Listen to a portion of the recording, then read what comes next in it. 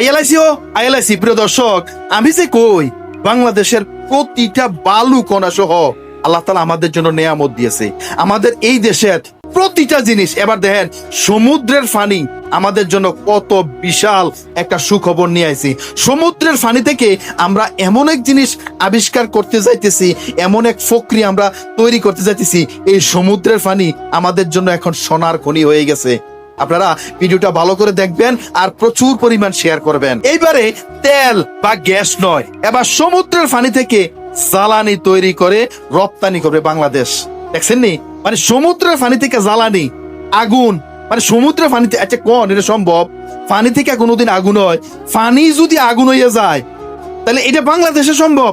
বাংলাদেশের পানিতে সম্ভব। আল্লাহ তাআলা কি জিনিস আমরা দিয়ে দিছে কোন। এবার বিস্তারিত শুনেন। বিস্তারিত হলো কক্সবাজারের মহেশখালীতে হতে যাচ্ছে দেশের প্রথম এবং যুগান্তকারী গ্রিন হাইড্রোজেন প্রজেক্ট।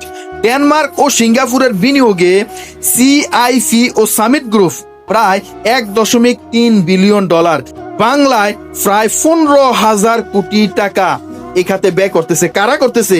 বাংলাদেশ সরকার না, ডেনমার্ক এবং সিঙ্গাপুরের বিনিয়োগ এটা হইতেছে সামিট গ্রুপের মাধ্যমে। এটা হইতেছে, দেখছেন নি, আশ্চর্যের বিষয় না? সমুদ্রের পানি থেকে জ্বালানি তৈরি করব। এবার বিস্তারিত শুনেন যে আসলে কিভাবে সম্ভব।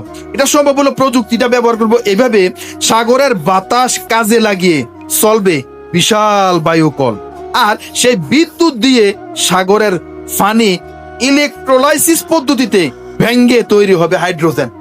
বাগু, দেখছেন আসলে বিজ্ঞানীর মাথা, আল্লাহ তো দিয়ে দিছে এমন মাথা বিজ্ঞানী রে। এরপরে রপ্তানিটা কেমন হইব? সম্পূর্ণ কার্বন মুক্ত এই জ্বালানি গ্রিন অ্যামোনিয়া হিসেবে রপ্তানি হবে ইউরোপ ও এশিয়ার উন্নত দেশগুলোতে। আপনি তাহলে বুঝছেনি এটা কেমনে উৎপন্ন হইব? এটা প্রথম উৎপন্ন হইব সাগরে যে বাতাস, এই বাতাসটাকে কাজে লাগাইয়া এটা থেকে বায়ুকল, যেটারে অফশোর উইন্ড, আর সেই বায়ুকল থেকে একটা বিদ্যুৎ আবিষ্কার হবে। এই বিদ্যুৎ থেকে পানি, সাগরের পানিটা ব্যবহার করবে, পানিটা ব্যবহার করে এখান থেকে ইলেকট্রোলাইসিস পদ্ধতি একটা আবিষ্কার করছে তারা। ওই আবিষ্কারের মাধ্যমে এটাকে ভেঙ্গে তৈরি করা হবে হাইড্রোজেন, আর মূলত এই হাইড্রোজেনটাই হচ্ছে জ্বালানি। বিজ্ঞানীর মাথা, তারা পরীক্ষা করিয়া এই বাংলাদেশের সমুদ্রের এই পানির ভিতরে দেখছে যে এভাবে এটা সম্ভব। আল্লাহু আকবার, আল্লাহু আকবার, আল্লাহু আকবার। আল্লাহু আকবার কোন ওই তো আল্লাহ শুকরিয়া আদায় করেন আলহামদুলিল্লাহ। এরপরে চান অগ্রগতিটা কিভাবে হইব? 2025 সালের নবায়নযোগ্য জ্বালানি নীতিমালা ফাঁসের পর বর্তমানে জোরে সোরে চলছে সমীক্ষার কাজ। মানে 2027 থেকে 30 সালের মধ্যে 500 মেগাওয়াট বিদ্যুৎ উৎপন্ন এখান থেকে হবে, জ্বালানি তৈরি হয়ে যাব। আল্লাহু আকবার। এরপর দেখেন, বিশ্ব যখন ভবিষ্যতে জ্বালানি খুঁজছে তখন বাংলাদেশ হতে যাচ্ছে এর অন্যতম বড় রপ্তানিকারক। আল্লাহ দিছে আমরা রে, আল্লাহ দেও, আল্লাহ দিয়ে দিছে। নতুন করে সম্ভাবনা হয়েছে, তাও টিয়া খরচও কম, তাহলে এটার দিকে সুনজর দেওয়া উচিত। এটাও ঠিক, এখানে একটা টিম গঠন করিয়া এটার দিকে সুনজর দিয়া বাংলাদেশও এটার একেবারে চক্ষু দৃষ্টি রাখতে হবে, যেন শকুনের সবল এখানে না লাগে। এটা খেয়াল রাখতে হবে।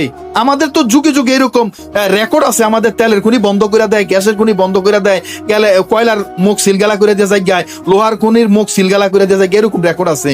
আবার এটাও নিয়ে এরকম কোন একটা সিস্টেম করে লাই কইরা এটা বন্ধ করে দিয়ে নিয়ে যায়, আবার এটা করণ যেত না।